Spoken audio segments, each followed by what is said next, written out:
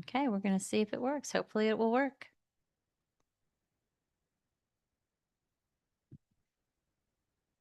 Well, hello, everybody. Welcome back to another episode of Adult Child of Dysfunction. Today, we have with us Denis Dubois, who is an author, lived experience advocate, and founder of BPD Raw. After surviving complex trauma, he moved past rigid clinical labels to practice radical self-accountability. Now he empowers others to take back their personal power and actively transform deep emotional pain into a lasting life purpose. Ooh, I love that. That sounds pretty cool, huh? Yep. I'm gonna say, don't you love it when someone else reads your bio and you're like, oh, yes, I got this. So I'm just gonna start off right off the bat. We're just gonna have a great conversation here. But what does BPD Raw mean? Just tell the listeners. Well, BPD Raw is something that I recently came up with maybe about 10 years ago. I visited New York City and I went into a pop-up shop called Strangers Project. So basically, it's a shop of letters. So just letters on a wall. So letters that aren't necessarily going to the recipient anymore, the public are able to read.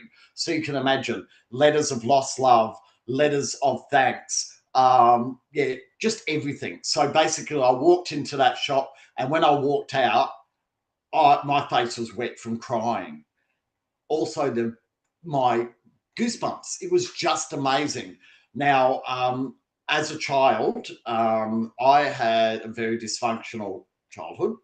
I had two older brothers, a younger sister, but in my memory, they're not there anymore. It was basically me and my mother. My mother had very bad bipolar. My father was alcoholic, compulsive gambler, which I ended up becoming a compulsive gambler in my early teens, and that didn't end up too well. I ended up in jail for that, but ever since, no trouble at all. So with my mother, it was basically when she was at home, she was high. So she was in the heights of mania. There was a period there that she was that bad, and I ended up hitting my mother with a frying pan. Oh, I was young. I had no idea. I wanted to silence it. I just could not cope anymore. I had come to my limit. Unfortunately, my father tried to have me charged, which was basically laughed by the police. How could you do that to a child? right. So, yeah. So later in my early teens, I came out as being gay. I didn't really come out as they say, come out. I basically used as ammunition because I was angry. I was angry at my parents for the childhood I had. So I basically said, stuff you, I'm gay. So till this day, I am not sure whether I've actually accepted. Even though I'm open, everybody knows about me. I'm an open book. I don't hold anything out. So yeah, I honestly don't know. Maybe through the work that I'm doing now with BPD Raw, it will help me because I can't say I really love myself. I like myself. I love my qualities, but as a whole, it's really difficult to deal with. So when I ended up getting in trouble with the law, um, I the day that I got out of jail, my father picked me up to take me to go gambling. And at that stage, I thought, okay, this is a toxic family. Right. I need to leave. I need to leave. So I ended up in Oxford Street in Sydney. And it was in those days, it was community. It was also party drugs. I got into that scene. I was a social butterfly. You wouldn't have thought that I had borderline. I didn't get diagnosed about 8 years ago, but I'm sure there were things about it because with borderline, you have high emotions, and it's all about if people are constant with you in what they do and communicate properly, it doesn't come out as much, if that makes Mhm. sense. Right. Yes. So in those days, we didn't have the phone. We weren't looking at our phone. We were talking to people. We were paying attention. That's the reason I think I wasn't diagnosed till later in life because it's changed. And I feel sorry for people who have borderline or mental illness now because people aren't listening anymore. Right. there's so many organizations around mental health that is based on clinical jargon, not on lived experience. Mm. So There what is needs it? to be, yeah, go So ahead. how old were you when you got diagnosed? Like officially diagnosed? 50. I'm 50. 58 now. Yes, yes. So it's only been 8 So, years. yes, yeah, yeah. When I look back, there were little signs of it. So basically, when I hit Oxford Street and I became in the party scene, and everybody knew me. I actually ended up becoming a drug dealer, and silly me, I'm such a nice, sweet guy. I wasn't designed for the drug. But the problem was, I was getting recognized. People wanted to know me. So the drugs, not that I became addicted, it was the fact that I had the drugs on me. I used them for myself. I nearly got myself in a lot of trouble because I told my dealer, oh, someone took them. I was taking them. Mm. So it ended up, I ended up in a couple of years later, I ended up in a relationship. And then I found out that I contracted hepatitis for intravenous drug use. Oh. And I was one of these people that never got sick from anything. So I was told that I needed to go through a treatment program called interferon. So you basically inject your stomach with something that basically gives you the flu every day. So for someone that doesn't get ill, you can imagine what that done to me and the relationship I was in. It destroyed the relationship. But at the beginning of it, my partner at the time said, do it, go through it. This will be good for your health. And at the end of it, we'll go on a holiday. So because the treatment was that bad, the relationship completely broke down.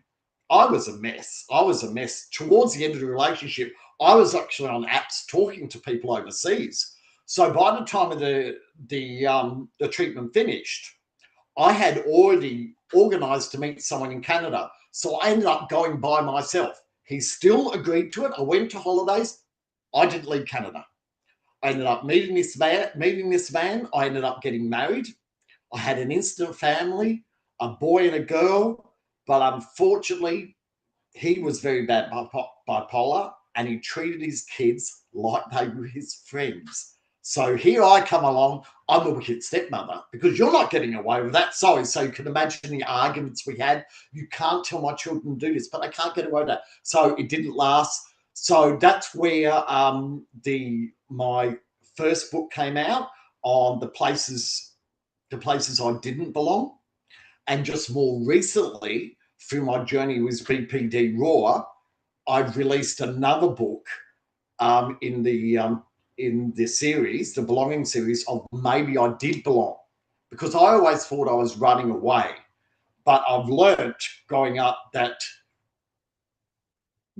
you're there for a reason. So I learned stuff along the way. I never wanted to come back to Australia because Australia was a place of pain for me.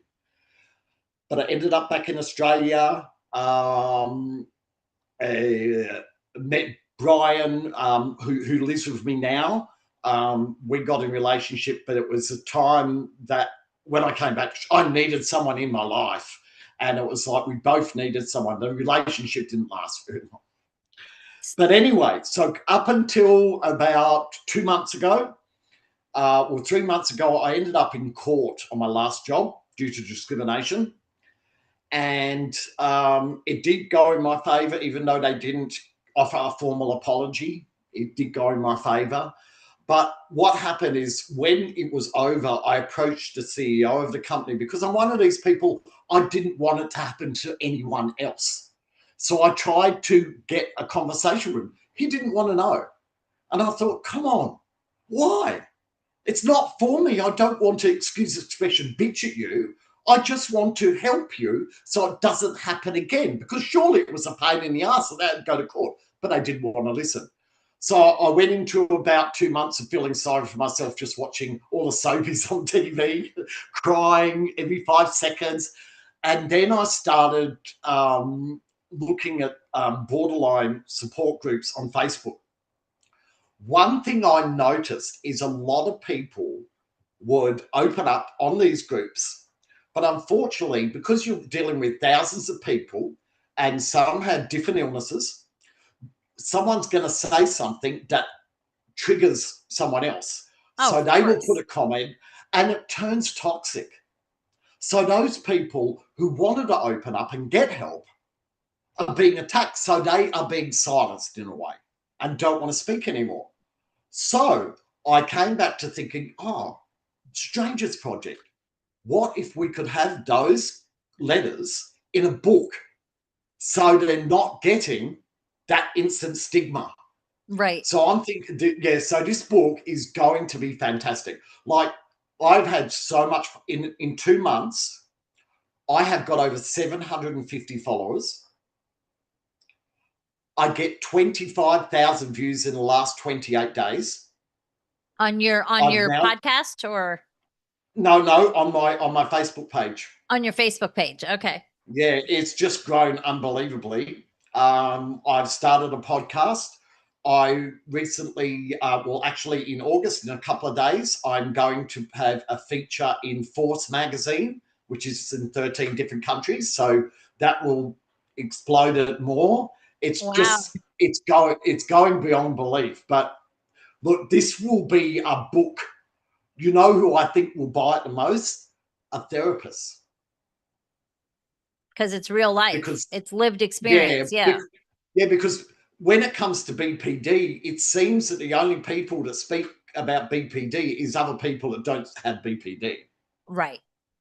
Yeah. And that's what I was going to say. So for the people out there listening that don't even understand what BPD is or how you can go 50 years and not get diagnosed, can you tell us a little bit about BPD and maybe what you felt as a child that you knew something was, I don't want to say off, but that you were experiencing things that other people weren't? Can you talk a little bit on that?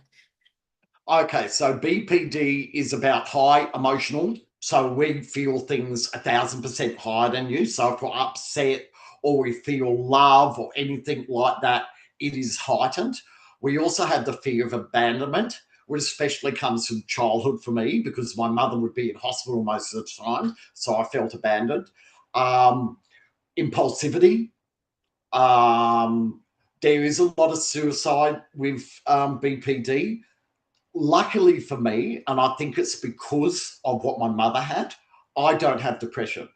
So whether it's a good thing or bad thing for me, I think I have something built in my brain and I don't want to go there. I have no problems showing my emotions and it just stops at a certain point. So there's a lot of that, drug use, self-medication. But when it comes to self-medication, I've learned over the years that actually our brain is the one that's sorting it out. So they're doing a lot of psychedelic therapy with borderline now, which seems to be helping a lot. Impulsivity, as I may have said. So the main things with me are trust issues, because I trusted my parents to look after me. So with me, I trust you straight away, but then it wanes because the closer I get to you, the least I trust you. So So can you tell me, just for curiosity's sake, because those are all the exact symptoms of someone who just went through severe childhood trauma. yeah. So what is the differentiation? Like, is BPD acquired or is it something you're born with and it just doesn't rear its ugly head until later? Or Well, most of it is through childhood trauma, but you will get the occasional person said they had a great childhood. okay.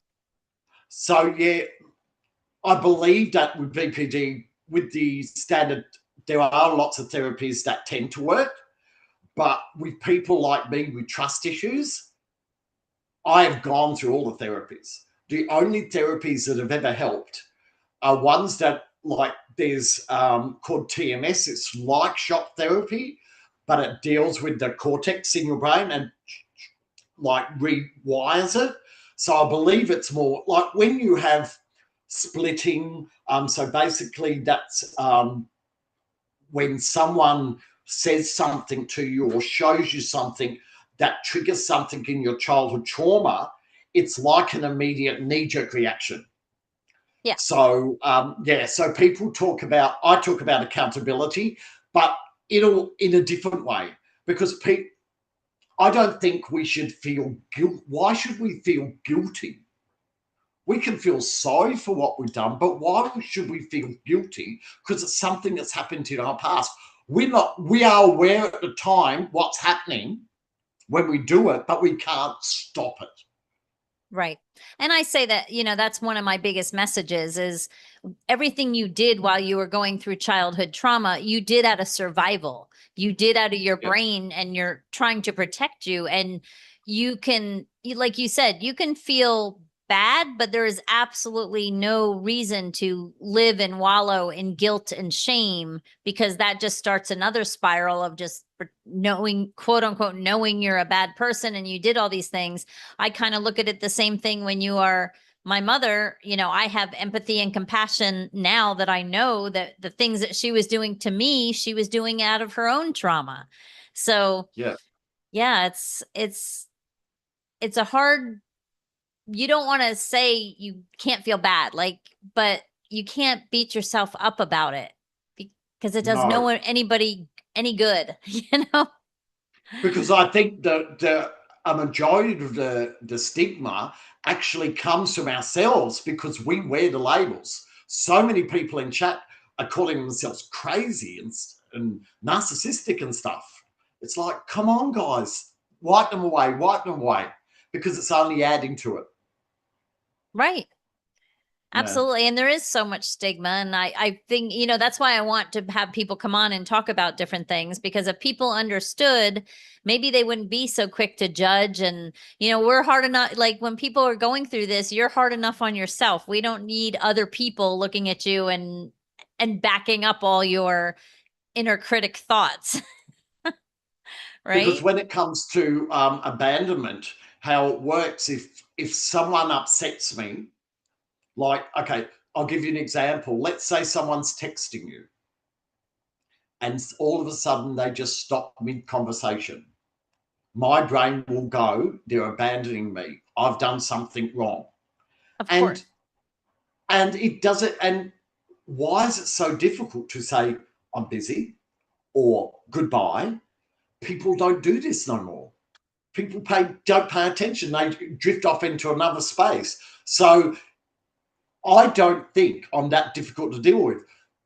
We talk about being fixed. I don't want to be fixed. I love having high emotions. If I had someone that understood me, like I have been in a relationship now for maybe 7 years, I want to meet someone that understands me. All it has to be is constant. So you can say, let's say someone messages you once a week. If they don't message you for a month, I'm going to go into, oh, they've left me. What's going on? What's going on? So and then it goes further and then you sort of want to reach out to them, but you try to hold yourself back. Then you feel bad for holding back. Then you think of other people that have hurt you, and then you start blocking people, not that person, because you want to try to hold on to that person. So it's a constant battle. Right.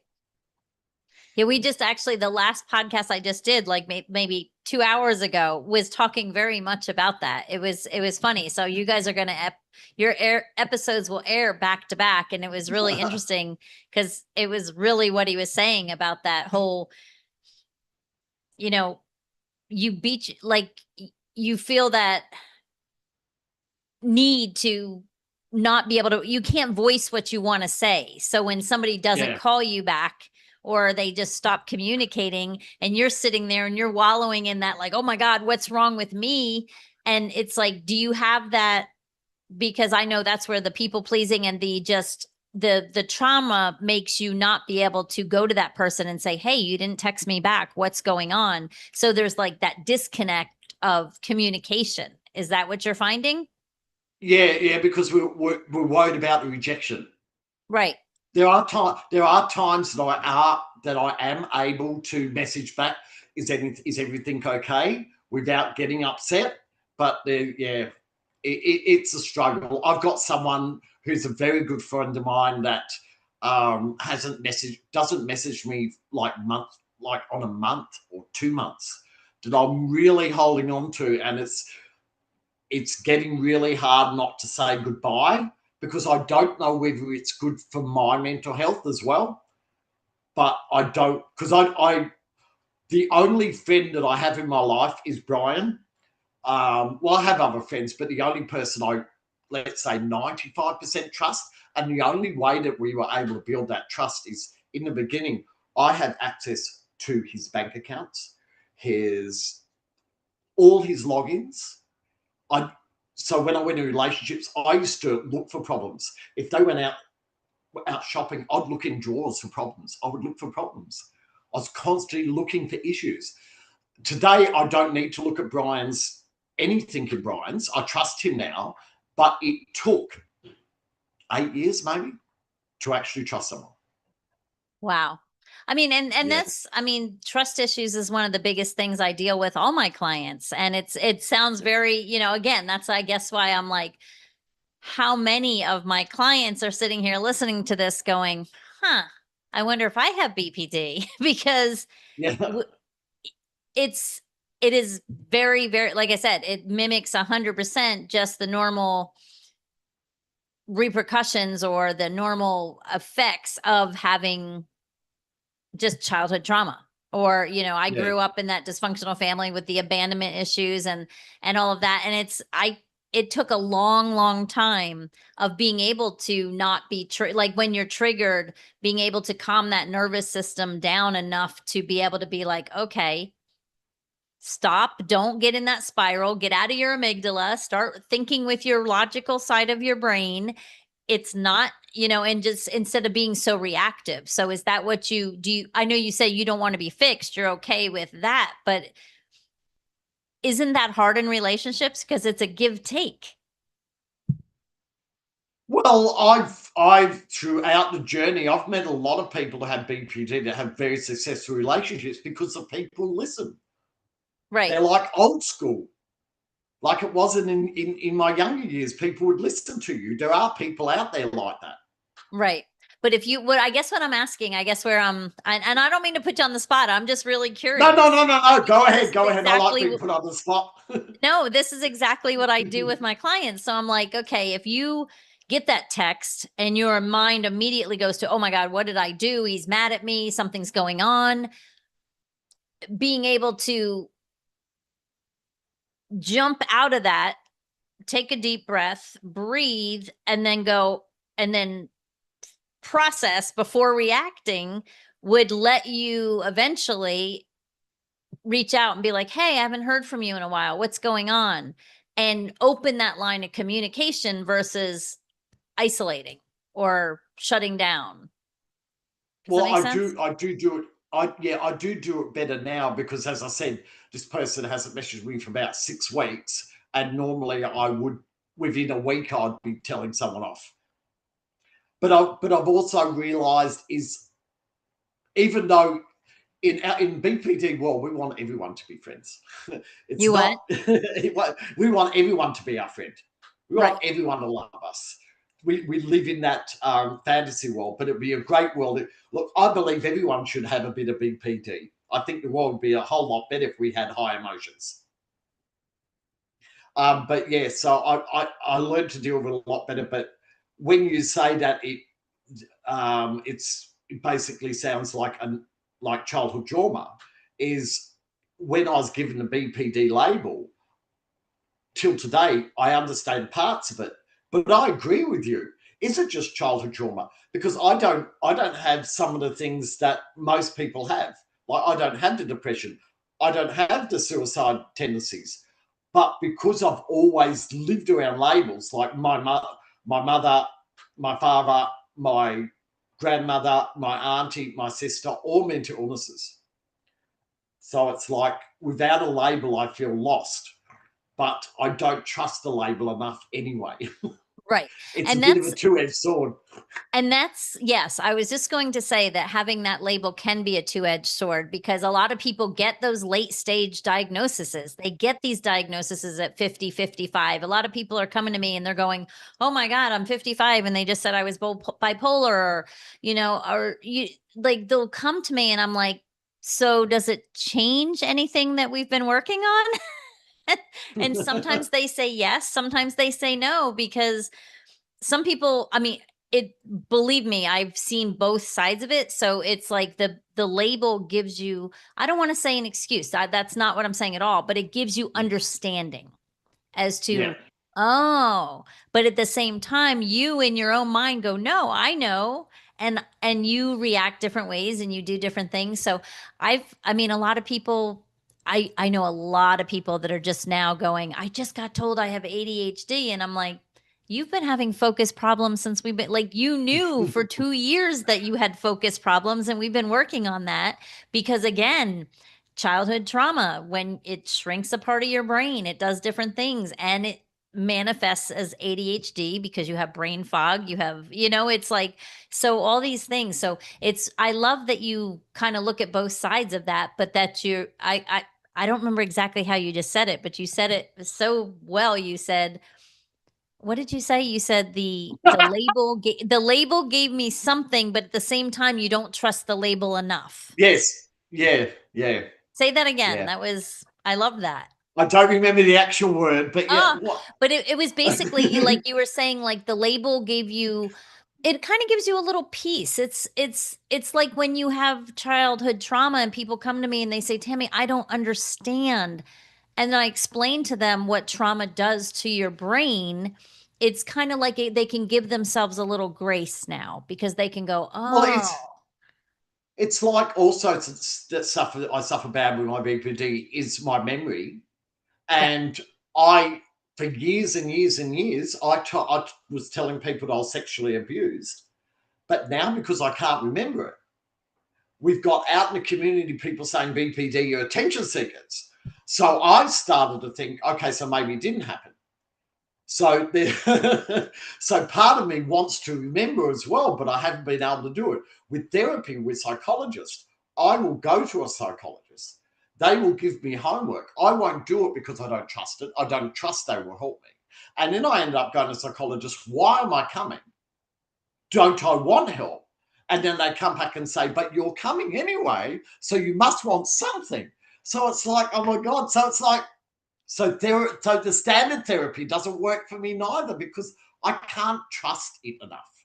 So mm, I'll never, for standard therapy, I'm sure that I've gathered some tools from it, right. but yeah, it hasn't really worked for me. Right. And honestly, again, with trauma, which you said it could come, some of that comes from that, is that trust issues are huge. And it's not just trusting other people. It is like, it sounds like you don't even trust your own judgment because you don't know anymore. It's like your Yeah, brain has been gaslighting itself for how long? Like you said, if someone comes and it's the same thing with me. When you don't remember something as a child, your brain wants to fill it in with a story. yeah, So it's like, because that's what you want to do. You don't remember. So you want to fill in a story. And then you start going, well, is that story real or did I just fill it in because I don't know? So that's why I tell people if you're going to make shit up anyway, and I'm not saying you're making shit up. That's not what I'm saying no, at all. Not what yeah. I'm saying. But I'm saying No, that's no, if your brain is going to manifest a story so that it can fill in that gap, make it a freaking good story. That's make make it a happy make it a happy story with a good ending. You might be making it up anyway, so don't put in the bad yeah, stories unless you know. But that's why I like some of the therapies where they bring you all the way back, but you don't have to relive. That to yeah. me is so powerful. You know what I But mean? but yeah, I'm one of these strong persons that I would be okay if I had to relive it. I believe Mm. that, strongly believe that. I'm very strong. But you don't have But to. You can let yeah, go of the energy that's holding that pain and that memory. You could let go of that energetic attachment to you without having to relive it. So I mean that's a yeah. route I'm going. I I actually Yeah, go ahead. no, I was going to say I had a recurring nightmare from the time I was 4 years old, and it was a violent, violent, violent nightmare that no 4 year old should ever even like how we even like how my brain even came up with to have this nightmare. I don't even understand. But I had so many psychiatrists say to me, "We can take you back, and we can get bring you back to that." And I'm like, but they're like, but you're going to have to be ready for what you find, because to have a nightmare from 4, and I still have, I mean, I'm 57 and I haven't had it in about 10 years, knock on wood. But I think it was because I did enough therapies that I realized there was some serious trauma, but I let go of that energy when I started doing energy work. And I haven't had it, and like I said, knock on wood, 10 years, because I would wake up crying, sweating, screaming. And it was, and my husband's like, what the hell? I'm like, sorry, just my 10-year-old, every 5 years I have this dream. But it's crazy. I mean, it's crazy how the mind works in general. Yeah. Yes. Yes. I have had nightmares all my life, every night up until about 6 months ago, until I started taking medication for it. I was just used to it. And Mm. every nightmare about death. And that is the thing that scares me the most. I am terrified. So I'll never be suicidal. I'm terrified of death. I want to live. I don't care how much pain I'm in. But then again, I've never had pain. I hope that I don't die of anything painful, because I think my suicide brain might click in. But yeah, no, terrified, absolutely terrified of Are death. you really? Mm. Oh yes, yes, yes, yes, yes. And then sometimes I look at me and go, I wish I'm just the opposite. I don't know.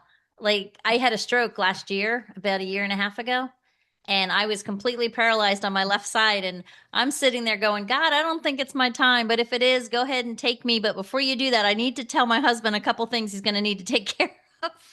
I was And so, that's yeah, so calm. Like, I was like, if this is my time, this is my time. It was and weird. that's why I'm scared. And that's why I'm scared of death, because of my trust issues. Mm. Like I think there's higher. I think there's higher. There'd have to be. It doesn't make any sense. But I don't trust it enough. And then I think if there is a God, and they say you have to accept the God, but if you can't accept the God, you're going to go to hell. See, so it's a constant struggle. It'll probably be on my deathbed. I'll go, oh my God, I accept you, take me, because I won't have any other choice at that time. Yeah, So hospice yeah, Bibles. There's a lot of hospice Bibles where yeah. people like last minute.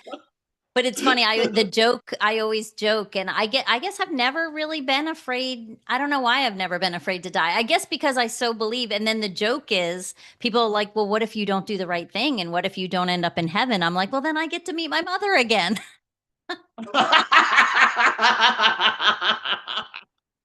was like, maybe she'll be nicer down there. So, I mean, that was always, I mean, I probably shouldn't even joke like that. God's probably looking at me like, girl, you are walking a thin line. But I mean, I don't know. It just, everybody has their thing. But talk about, I want to ask you, um, Yep, you said you finally took your power back. Talk about that. yep. Like, talk about what that looked like to you. Helping people, Okay. helping people. So when I started joining the groups and opening BPD Raw, I'd have people want to submit letters, and some people just wanted advice from me. I started doing 30-second clips on my page, totally raw. I'd use the F word and stuff, and people were messaging me and saying, oh my God, thank you. I needed that today. So I've been doing, for the past 4 weeks, I've been doing 2 videos a day, posting them up, and like 200 views on every video. It's like, and just mother, family members, mothers coming to me, their children having been, oh, thank you, thank you, thank you, thank you. The trust issue still comes into it. Why are they saying thank you? And then I get upset when I put up a video and no one, I see so many people viewing it, but not saying anything. But I've Well, got to you also, know what though? But that should make you yeah, feel it's okay.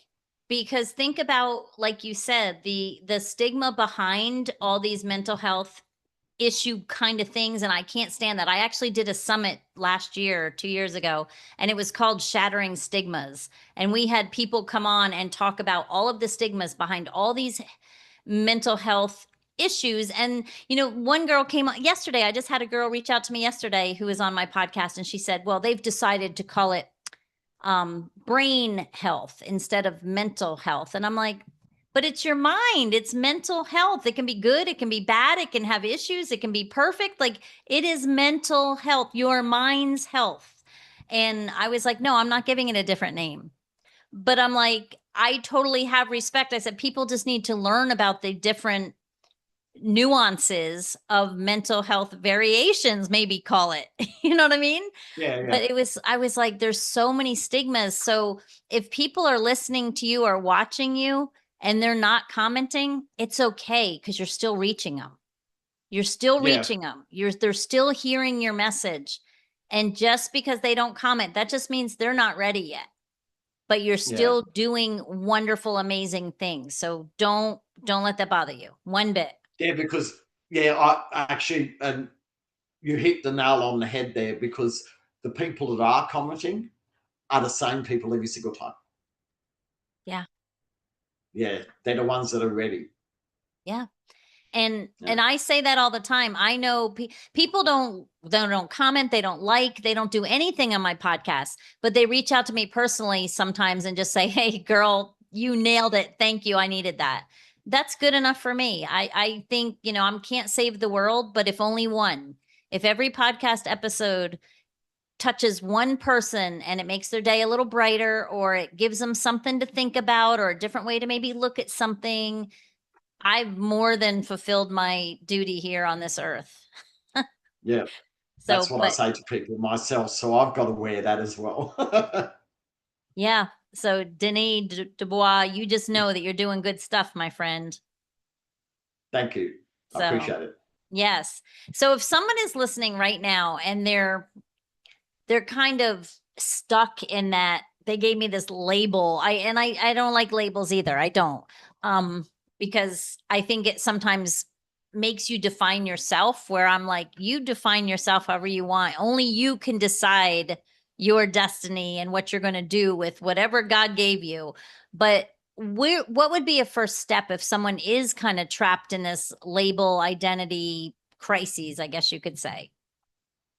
I actually spoke to someone the other day, and it sort of made a lot of sense, because we tend to listen to what's happening in our outside world. If you've got a label, go onto the internet and put in celebrities with that illness and see what they've done in their life and see what is possible.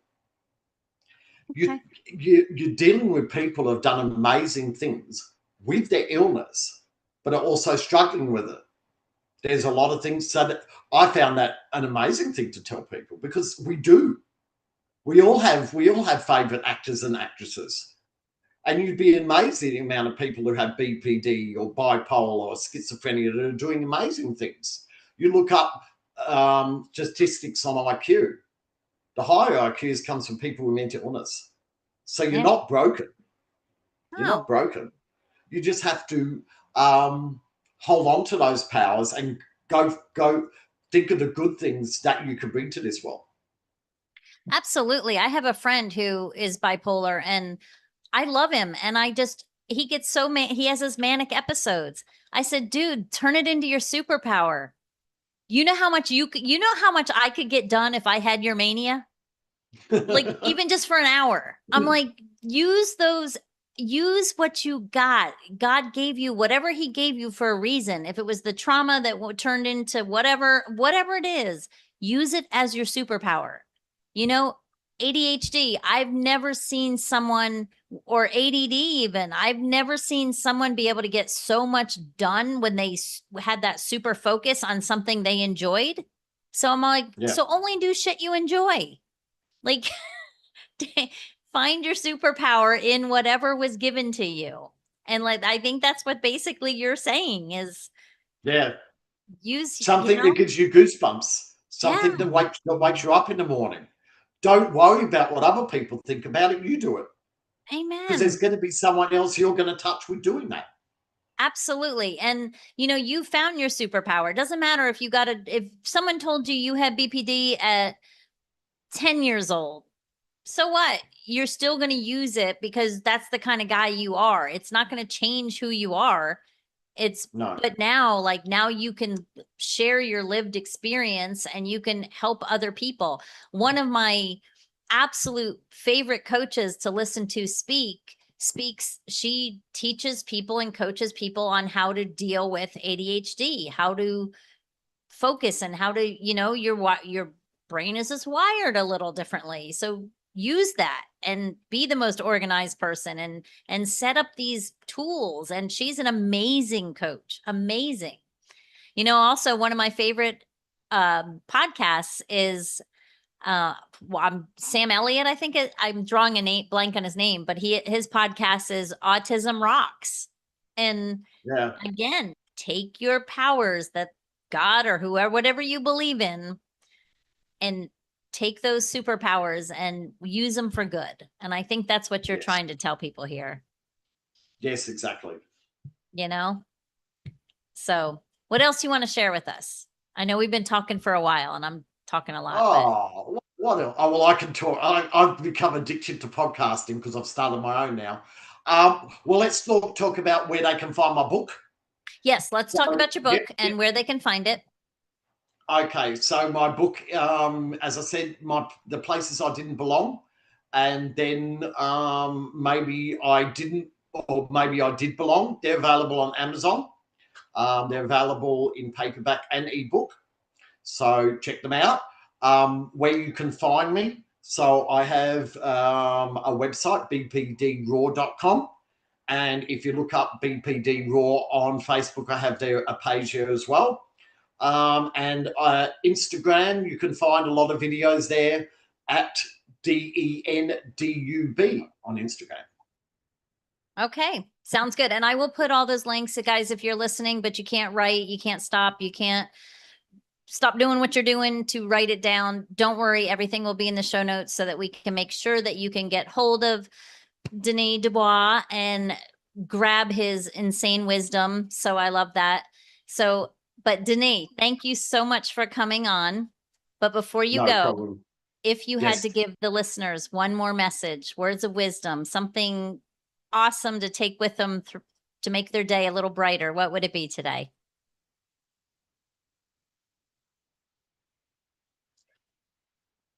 Never let someone silence your voice. Amen. Yeah. Amen. I love that. You were definitely. And you should. Go you ahead. should definitely trust your voice, because you're the person that you speak to the most if you think about it. Absolutely. Yeah. Yeah. Very well said. Thank you so much. And thank you so much for coming on. I really had fun doing this. Cool. And, I yeah. did too. Yes, I absolutely. think this is one of my best so far, I think. Oh, thank you. Well, I mean, I love that. We had a great conversation. And for everybody else out there listening, you heard it. The best and simplest way I can put it, and if you've listened to any of my podcasts, you've heard me say it a million times. You were born beautiful, amazing, perfect, divine, and joyous. And then life lifed on you, and people told you different things, and you started to believe the things, even if it was deep, deep, deep in your subconscious beliefs or even in your nervous system. You started believing things that weren't true. So it's not about becoming a new you. It's about going back and finding the you that you were before life lifed on you. And that is that beautiful, divine, joyous creature we all are. And you all deserve to go back and have that authentic voice.